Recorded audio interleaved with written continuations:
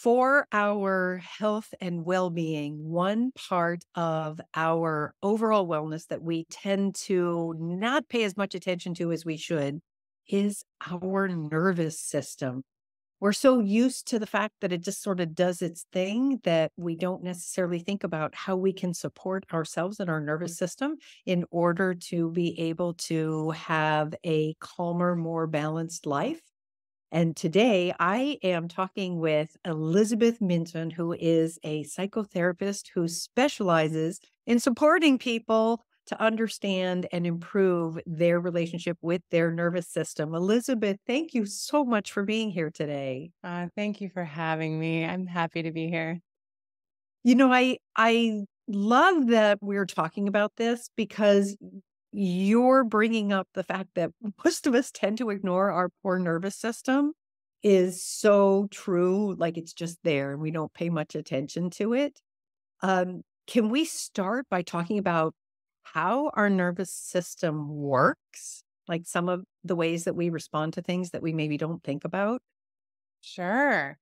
So let me just start by saying that ideally, optimally, we are moving through life and our system's in balance, right? This is ideal. Okay. So we are breathing normally. We might notice when we're feeling some hunger and after we eat, we notice we're feeling satisfied and we go beyond like about our day.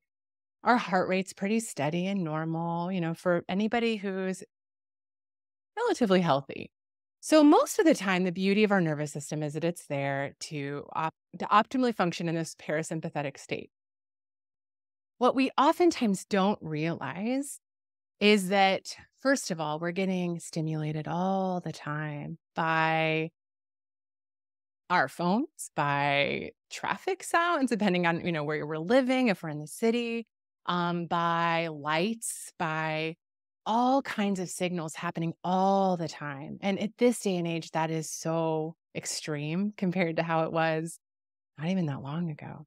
Yeah. So what happens is we're getting this stimuli, and especially, we all have our life stories where certain things might have been challenging at different times, and our brain records all of that. And a lot of times it's not necessarily completely recorded in consciousness. So when we have a activation point, it could be something we don't even realize. It could be that ding of a text and we're anticipating, with the holidays coming up, oh boy, here it comes, some kind of drama. Or it could be something like a scent in the air that we're not even consciously picking up that might have to do with a memory. Our nervous system starts to respond. And the incredible part about this system is it impacts every other system in our body. When we're starting to get stressed, it impacts digestion, respiration, everything. And we're starting to have a stress response, but it has to hit a certain threshold for us to consciously be aware of it. Mm. So, And yeah, and I can see how our modern existence, we get input from so many different things. And what I'm hearing is we think we're tuning it out, but really our body is paying attention, even if our brain isn't. oh yeah. And what's amazing to me too is how we can move through life and not realize the impact of that stimuli until I don't know if you or anybody else has had an experience of getting away, maybe unplugging. A lot of times going out in nature does this, especially if there can be a significant amount of time. And then coming back in, it's like, woof, like you can really feel all that stimuli, but most of the time we exist and we don't even realize. One of my favorite things to do to help disconnect a little bit is grounding or earthing, like just barefoot on grass is great. Or I'm very fortunate. I live in an area where there's a lot of trees and a lot of nature trails. So going for a walk in the trees is a really wonderful way to disconnect for me. What are some of the other ways that you recommend people disconnect? Yeah. I think those are beautiful ways. So just to kind of piggyback on that, I also, in my journey, was trained as a forest bathing guide. I love forest bathing. Yeah. Oh, awesome. Yes, it is amazing as in a way to just kind of engage with both your senses outside and then also to sense the connection that, Mm. you with the trees, you with the plants, you with the air and the earth. So beautiful. So that's a lovely way, any way to get outside. And then I would say, really, this is there's so many different ways to do it, and some of it's unique to the person. But what I would suggest is, for example, if there's something that you already enjoy doing that can bring you into your senses, if you enjoy cooking, and some people don't, but if you do, that is an amazing one because suddenly you have and this may not always be accessible, but we cook every day, even if it's not in those stressful moments. But even just to take a few minutes and breathe in the aroma of what you're making, the textures, the colors, there's so much there. But also if it's in a moment where there's not access, for example, to cooking, if that's something that you would enjoy, a lot of times it can just be recognizing, okay, in this moment that I have, if I don't have a lot of time, am I tunneling my vision? We tend to do that when we're stressed. Our nervous system responds. We tunnel and we get really kind of myopic in what we see, and it's a response. It's a response that's there to keep us safe from threat, but it doesn't do much help when we're not actually being threatened. We're just stressed, and so just opening the periphery of the vision can send a signal to the brain to help the body relax. So that's something really accessible that can happen anytime. But I would say stretching, going outside, taking any kind of moment and just savoring it a little bit. And it can be the tiniest things, like listening to birdsong out the window, even listening to birdsong on your computer, like whatever it is. That's great. And, I think one of the things that is so challenging about all of that is we live in a society and a culture that encourages us to be always on. Like somehow we're champions if we just power our way through it. And productivity and go, go, go. And so I'd love for you to share, because I know you talk about this all the time, how important it is for us to have compassion for ourselves and our need for some downtime, that always on mentality really isn't healthy. And so if you could just address that for a second, that would be great. Yeah, absolutely. So yes, I think we have this expectation, and sometimes there can be expectations that others have of us to be on and producing all the time. Absolutely. And we're just not designed that way, right? Like that's not how we optimally function. That's actually not how we're most efficient. And so I really invite anybody to both have compassion that that's the expectation, either that we have of ourselves or that somebody else is putting on us. And if there can be any kind of checking in and, like to the self, like, oh, sweetheart, or like, oh my goodness, we're really pushing here. And then to give, if it's possible, that permission for a break. And that break could be 5 minutes. That break could be 1 minute. That break could be 10 or an hour, whatever's feasible. And ideally with a lot of compassion, with permission, both for the feeling of, to notice that need, that perceived need to keep working. And then also for the human, just aliveness need of the we just aren't robots. We have to take Mhm. breaks. Right. Yeah. And so the compassion for the expectation, this is an expectation that I have for myself for whatever reason, it's there. And then the compassion for the humanness of Mhm. needing the break in order to actually go back and be productive. I don't know if And that speaks to what you're asking. yeah, no, it absolutely does. I think it's hard for us sometimes to be kind to ourselves and go, I need 5 minutes. Like Mhm. I'm in the middle of all this stuff and I know things are going crazy or whatever. I need 5 minutes. I need to breathe. I need to make a cup of tea. I need to do whatever.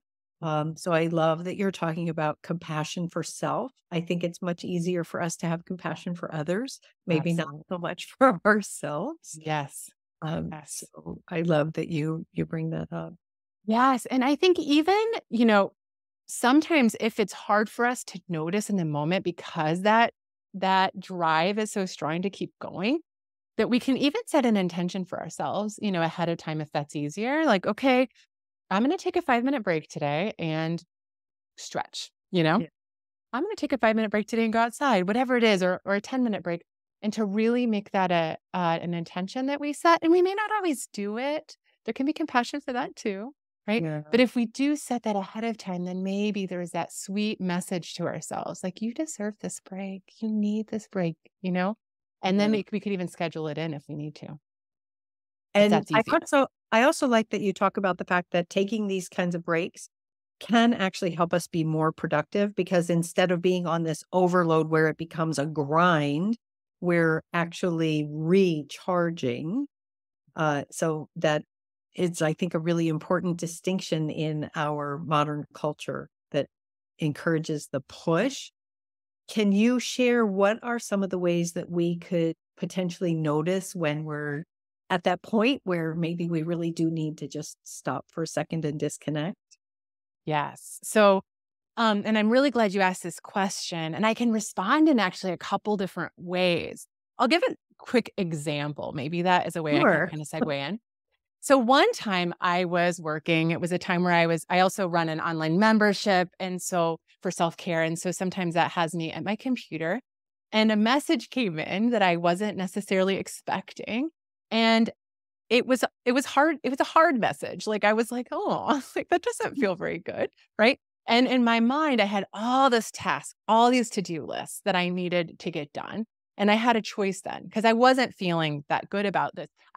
It turned out fine, but in the moment it was like, like, what's that? Mhm. And so I had this pivot point where I thought, okay, I can keep working because I've got to get through this to-do list, or I can really take care of the fact that right this second I'm feeling uncomfortable, in my body and myself. And I really remember that because I ended up deciding to take a walk. I went out and I took a walk for about 15 minutes. And by the time I came back, I had like reflected, I had grounded, and then I just sat down and I was able to do my to-do list.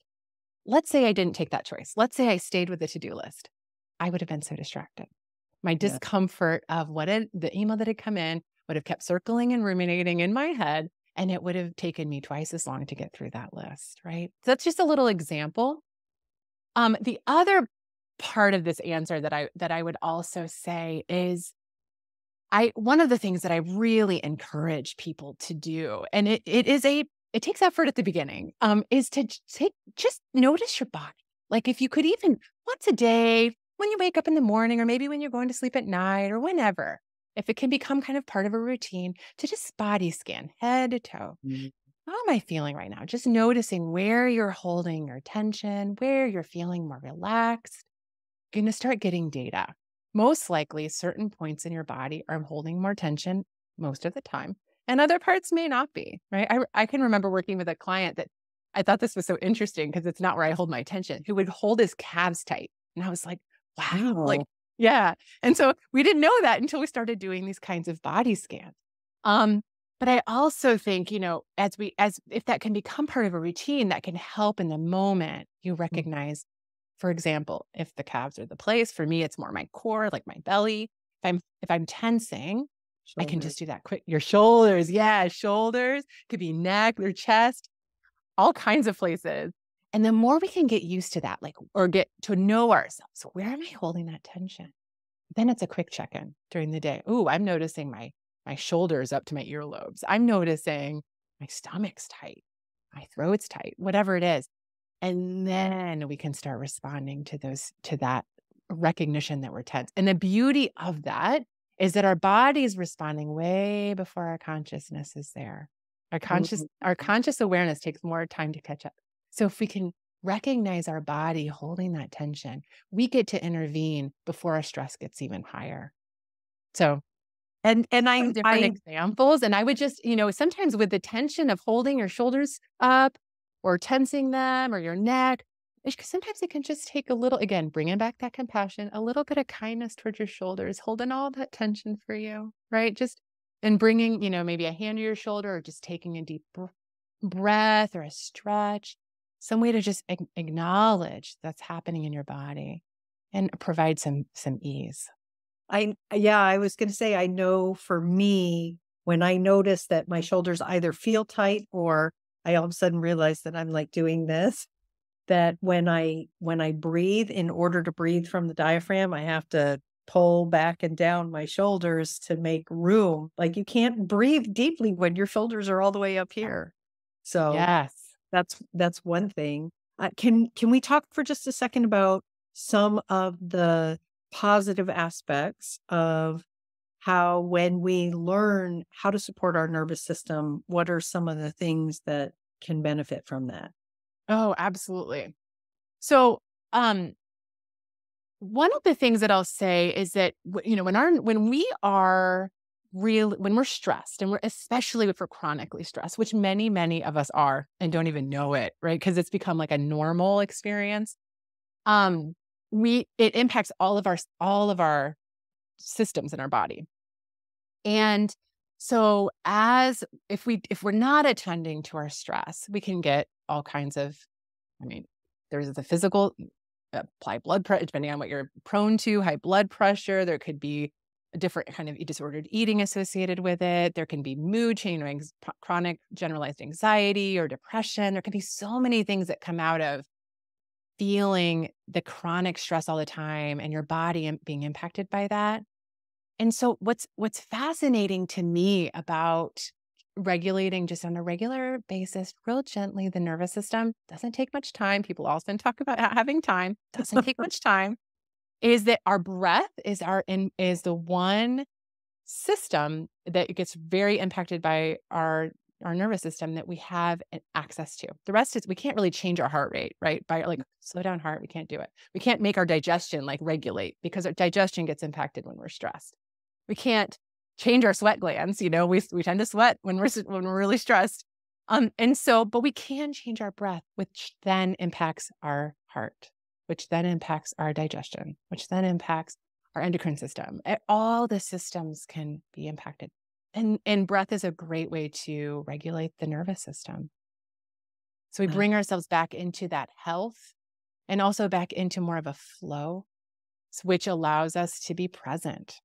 And that mhm. helps with anxiety and that helps with depression. So, really balancing that nervous system, our nervous system on a regular basis brings down the stress, which helps our immune system, helps all of those physiological systems, and then also allows us to be more present to our experience, which helps the mental health side. That's wonderful, and I love how you've shared so many different things about how we can, first of all, recognize what's going on, things we can do about it, and then the benefit, because as we learn to tap into that, instead of continually ratcheting up, we're helping ourselves reset on a regular basis, which is just fabulous. Yes. Elizabeth, this has been so wonderful to chat with you. And I want to encourage everybody who's listening to take the time to do their body scan, to figure out what you can do to help support yourself so that you know where you're holding that stress and then figuring out what you can do about it. And I know, Elizabeth, before we talked, you mentioned that you had a little gift that you wanted to share at your website, The Calming Ground. Can you share what that is? Yes. So I have a free guide that I'd love to offer as a gift to your listeners. And what it does is it offers different ideas about the areas that maybe there's certain areas that you're offering yourself more care, more Mm. attention, and then other areas where then maybe you could bolster that up a little bit and to bring yourself back into a greater balance. And so this guide offers you that possibility to look at where are you in balance, where are you maybe needing a little bit more balance, and then how to find that balance in your life so that you feel more calm, more relaxed. That And sounds that's at thecalmingground.com/opt-in. that sounds great. Well, and I'll be sure to put the link down below as well so that people Oh, great. connect that way. So, folks, thank you so much for watching. And I hope that listening to this, you will begin to connect to really register what's going on with your nervous system and how you can support it so that things are a little bit calmer, not quite so stressed. Elizabeth, thank you so much for being a guest. My And pleasure. everyone who's watching, please make sure to check down below for the links. And remember, as always, in all you do, make today a healthy day. Bye, folks.